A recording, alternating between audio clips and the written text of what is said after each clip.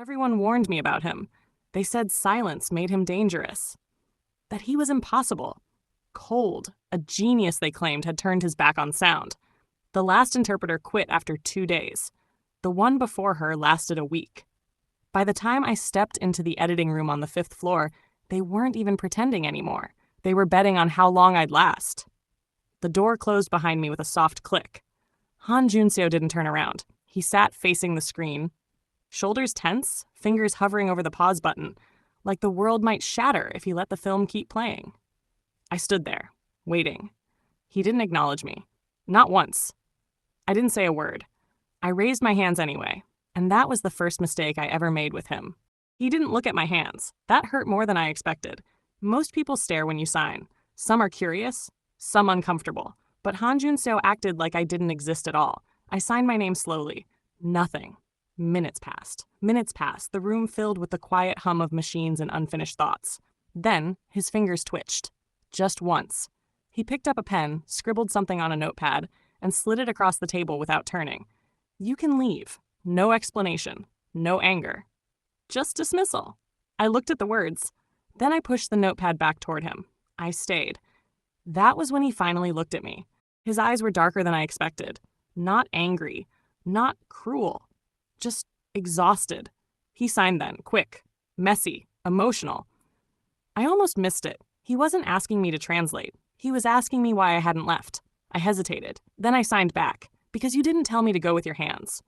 The room changed. Something fragile cracked open between us. He stared at my hands like they were dangerous, like they were telling truths he wasn't ready to hear. And then he asked me something I wasn't prepared to answer. His signing slowed. Careful now. Deliberate. Do you feel sorry for me? The question landed heavy. People always do. They dress pity up as kindness, as patience, as help. I lowered my hands, then raised them again. No, the relief on his face was immediate and terrifying, because relief meant hope, and hope meant attachment. I had sworn I wouldn't do that again, but it was already too late. During filming, the camera jammed. He cursed under his breath, a soundless habit his body hadn't unlearned. His signing grew frantic. Broken sentences, incomplete thoughts. I stepped closer, too close. Without thinking, I reached for his hands, guided them, slowed him down. He froze, pulse loud enough I could see it in his throat. For a moment, the world narrowed to skin and movement and unsaid things. Then he pulled away, too fast, too sharp. He turned his back to me again, and I wondered if I'd crossed a line that couldn't be erased. Later that day, I heard them talking. Producers, editors, whispers that thought they were quiet enough. They said he refused treatment, that he liked the control, that he punished the world by not listening. They said I wouldn't last. I looked through the glass wall at him, alone, silent, carrying something no one bothered to translate. I realized then everyone had been speaking for him. No one had been listening and saying it. And I was about to learn the cost of being the only one who did. No one said anything after the camera jammed. The crew fixed the equipment. The red light came back on. Work resumed like nothing had happened. But something had. Joon-seo didn't look at me again for the rest of the shoot. Not once. When we wrapped, he gathered his things quickly. Too quickly. He brushed past me, close enough that I felt the heat of him, and left the room without a word. I stood there, hands still raised, signs unfinished. I didn't know if he was angry or afraid. The next morning, I found a note on my desk. Not an apology. Not an explanation, just an address and a time. No signature. I stared at it longer than I should have. Interpreters don't meet clients alone, not off-site, not without context. I folded the paper anyway, and that's how I ended up standing outside his apartment later that morning. His apartment was nothing like I expected. No awards on the walls, no framed posters, no evidence of the celebrated filmmaker everyone talked about. Just cameras, stacks of notebooks. Unfinished footage paused mid-motion on a screen. He motioned for me to sit. Then he signed, slowly, carefully. Yesterday should not have happened. I nodded. He continued. But it did. The honesty caught me off guard. He looked at my hands while I signed back. That was new. Then he asked me why I stayed. I hadn't prepared for that question, so I told the truth. Because you weren't performing, because you weren't pretending, because silence doesn't scare me. His breath hitched, just slightly. He turned away, hands clenched, shoulders tight, like he was holding something back. When he faced me again, his signing was messier, raw. People leave when they understand me. I swallowed. I signed back. Then let me misunderstand you for a while. The corner of his mouth twitched. Not quite a smile, but close. And that was when boundaries began to blur. After that day, things changed. Not loudly, not dramatically, quietly. He started waiting for me before shoots, leaving notes instead of instructions, asking, not demanding my presence. Sometimes we worked without cameras at all. Just footage paused, hands moving, thoughts spilling. He taught me how he filmed silence. I taught him how to rest inside it, until the question of sound finally entered the room. The doctor spoke gently, carefully, like words themselves could hurt him. I translated anyway. There was a strong chance partial hearing could return. The implant was ready, whenever he was. The room felt suddenly too small. Everyone looked at him, then at me. He didn't answer, not in speech, not in sign. Later alone, he wrote on a piece of paper and handed it to me. If I hear again, will this disappear? I didn't know which this he meant, the silence or usmersers. And for the first time, I was afraid of the very thing I'd encouraged. The note said 7 p.m. By the time I reached the building, the sun had dipped low, painting the city in bruised golden shadow. I hesitated at the door. The elevator dinged behind me. Empty floors, silent hallways. I pressed the buzzer. Nothing. Then the door clicked. He didn't smile. He didn't say anything. He just let me in. Inside, the apartment felt different from the set. No red lights, no cameras, just him and his silence. He motioned for me to sit. I obeyed. Then he signed, slow, deliberate. I wanted to see if he would come. I held his gaze. I didn't sign back. I just stayed. Because the truth in that sentence was heavier than any apology. He poured tea without speaking. The steam curled like quiet smoke in the dim room. Then, almost accidentally, he began to sign faster. Hands trembling, fingers moving too quickly for my eyes to follow. I have been afraid, he signed. Afraid that if I let anyone in, they would leave. Just like everyone else. I reached for his hand, not to comfort him, to anchor him. His eyes widened. He froze, then slowly relaxed, letting me guide his hands. We didn't speak. We didn't need to. He signed again. You are the first person I've trusted completely. Without sound. Without caution. I traced the lines of his hands with mine. Not teasing. Not playful. But steady. Deliberate. And in that silence, I understood. He was letting me into the part of himself no one else could touch. Until the doctor's words came back to me, and the possibility of sound loomed between us like a storm. I reminded him gently of the doctor's visit. Partial hearing was possible. The implant ready. He signed slowly. If I hear again, will this disappear? I didn't know if he meant the silence, or us. I touched his shoulder. He flinched, then signed again. Or will you leave when the world gets loud? The question hung between us like smoke, heavy, real, terrifying. Because for the first time, silence wasn't safe anymore, and neither was staying. The room was quieter than usual. Even the city outside seemed to pause, as if it knew what was about to happen. We were reviewing footage, paused frames, frozen sounds. My hands hovered over his while guiding his signing, like always. Then, his hand moved toward mine. Not a correction, not a push, just closer. Our fingers brushed. A spark shot through my chest. He froze, then pulled back slightly. Just enough to let me feel it, not enough to stop it. I swallowed. The silence wasn't safe anymore, because now I wasn't sure if this was trust or desire. After that, something shifted. He waited for me to arrive before filming. He made notes for me, not the crew. He let me see rough cuts before anyone else. And I let him see me, not the professional, not the interpreter, but the real me. I caught him watching me once, his eyes softer than I'd ever seen. I looked away. My hands shook. Then he signed. Do you want to leave? The question hit me. Was it about the work? Or me? Because the answer wasn't simple, and the pause between us was louder than any words. One evening, the cameras were off. The city outside was dim, orange streetlights spilling across the floor. He signed something. Messy, emotional. I want to say it, but I can't. I leaned forward, resting my hand on the one he wasn't holding. He flinched, eyes wide, then slowly relaxed. You don't have to say it. Not yet. I signed back. He exhaled, a soundless sigh, almost invisible. Then he did something I wasn't expecting. He rested his head briefly against my shoulder. The contact was fleeting, yet it left both of us trembling. And in that instant, I realized silence wasn't just a choice. It was a shield. The next day, the set felt different. Whispers followed me. Why is she still here? He's always been difficult. Are you sure you're safe? He signed at me across the room. Don't listen. I nodded, but even I could hear the tension. Later, a colleague approached, curious about my role. I didn't know interpreters could get so close, she said. I froze. Was she warning me or judging? He didn't respond in words. He just gave me a look, hard, protective, unspoken. Because even in silence, the outside world was closing in, and our fragile connection felt exposed. That night, after everyone left, we sat in his apartment. He scribbled a note. I've been thinking about the implant. I read it slowly. Do I get it? I signed back. He hesitated, then wrote, If I hear again, will we still exist like this? Silence pressed down. I couldn't answer. I only reached for his hand. He didn't pull away this time. But the weight of his question lingered. Sound or silence could break everything we had built. And that's when I realized love, for the first time, could be dangerous. The office was too bright. White walls, buzzing lights, sterile. The doctor's words echoed in my mind as I sat across from him. Partial hearing is possible. The implant is ready. He sat with hands folded, eyes down, silent. Not indecision, not fear, just the weight of every choice he'd avoided. He scribbled slowly. If I take it, will I lose this? I didn't need to ask what he meant.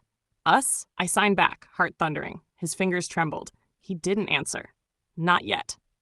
Because every heartbeat reminded me silence had kept us safe, and sound could destroy that safety. Later, we tried to talk or sign, but the words tangled. Fear, frustration, misunderstanding. Maybe I don't want to risk losing you, he signed, voiceless. Then I don't want to leave you behind, I replied, firm but trembling. Hands slammed on the table. Eyes flashed. Silence pressed between us, heavier than ever. Neither of us spoke, but the message was clear. Love was here. Danger was here. And one wrong move could shatter both. And in the corner of the room, I realized our fragile connection had begun to crack. I left his apartment that night, not because I wanted to, but because I couldn't stay while fear ran between us like a knife. The city streets were noisy, overwhelming. Cars honked, music blasted, voices collided. Every sound felt sharper, louder, alien. And I thought of him, alone in his apartment. Silence as his shield, sound as a threat.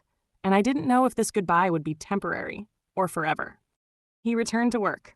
I stayed home, replaying every gesture, every glance. He signed to the crew, instructions clipped, precise, cold.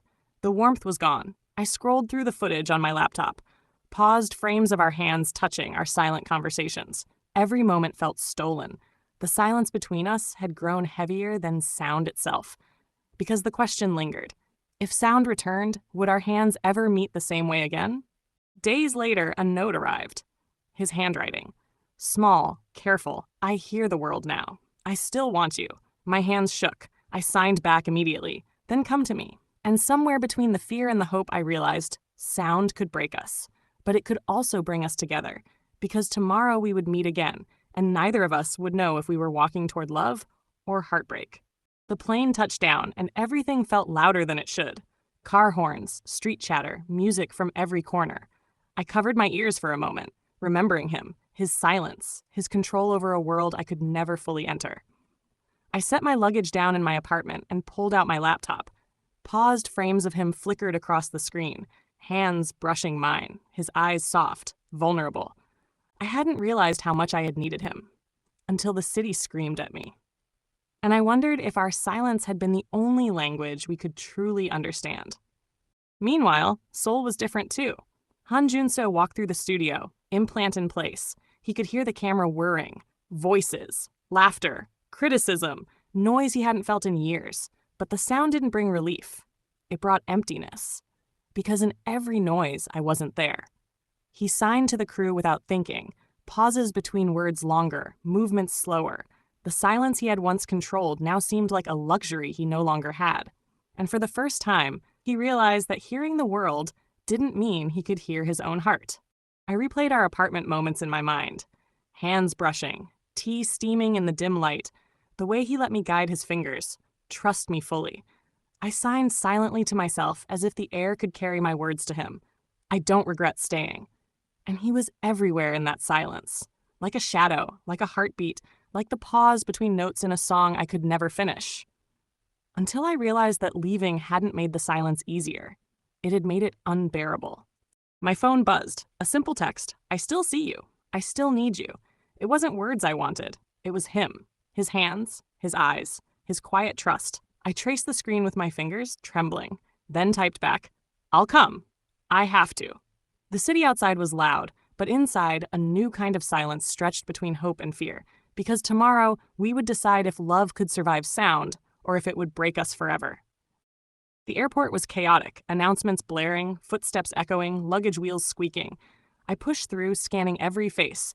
And then I saw him, Joon-seo, standing still, watching. No cameras, no crew, no red lights, just him. The world around us seemed to fade. The noise didn't matter. The city didn't matter. His eyes met mine, and suddenly I understood. All that distance, all that fear, all that silence, it had led to this. But even standing face to face, we both hesitated, because sound could change everything.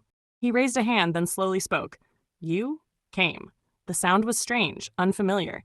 Even with his voice, he looked like he was holding back more than he could say. I smiled. I told you I would. He exhaled a long, shaky sound. Then he signed, fingers trembling. I was afraid I would lose this if I spoke.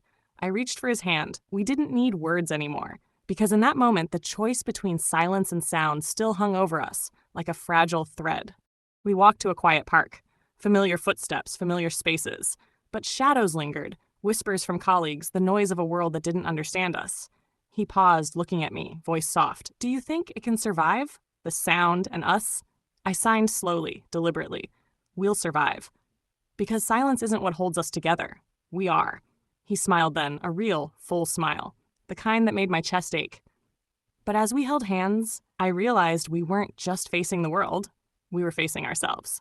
The park lights cast a golden glow. A gentle breeze swept through the trees. He signed, May I? I nodded, and for the first time, sound and silence merged. Our lips met softly, tenderly, uncertainly. His hands held mine, guiding, steadying. His eyes searched mine. Everything unsaid, everything feared, everything lost compressed into this moment. The world around us didn't exist, only us. Because even in this perfect moment, I knew tomorrow could still bring noise and challenges we weren't ready for. After the kiss, we sat side by side, fingers intertwined, breathing slow, hearts loud. He signed, no matter what happens, we face it together. I traced his hand, signing back, always. A car horn honked somewhere in the distance, a dog barked, the world intruded. But for the first time, sound didn't scare us. It was part of our life, part of our story. Because love survived the silence, but the real test was only just beginning. Seoul mornings were quieter now, not because the city was still, but because we had found our rhythm. He poured coffee, I brought tea. No cameras, no red lights, no pressure. We moved around each other naturally, hands brushing, smiles exchanged. The implant hummed faintly in his ear, reminding him and me that sound had returned, but it no longer felt like a threat. It was a part of him, and he was a part of me. Because even in peace, the past lingered, tiny echoes reminding us where we'd come from. We returned to the studio together. He signed occasionally, spoke occasionally. The crew noticed the difference. No tension, no distance. We laughed quietly over small mistakes, shared glances over paused footage. The chaos of production didn't scare us. We faced it side by side. And in that balance, I realized silence had taught us patience. Sound had taught us courage. Because the world outside might not understand us, but we did. One evening, we sat on his balcony. The city lights stretched below us, endless. He reached for my hand. I traced his fingers. The hum of the implant, the distant city noise, even the barking dog, all part of our shared world. He signed, I was afraid of losing you. But now I know. Silence or sound, we belong together. I smiled. Signed back, always. In every quiet, in every noise. Because some things don't need words, they just need trust. Months passed. We worked, laughed, grew. Sometimes he spoke, sometimes he signed. We never forced the other to conform. Every hand touch, every glance, every pause became a conversation of its own. Sound didn't replace silence, it complemented it. And for the first time, I felt completely safe, completely understood, completely loved. Because love doesn't live in words or silence. It lives in the space where two hearts learn to speak the same language.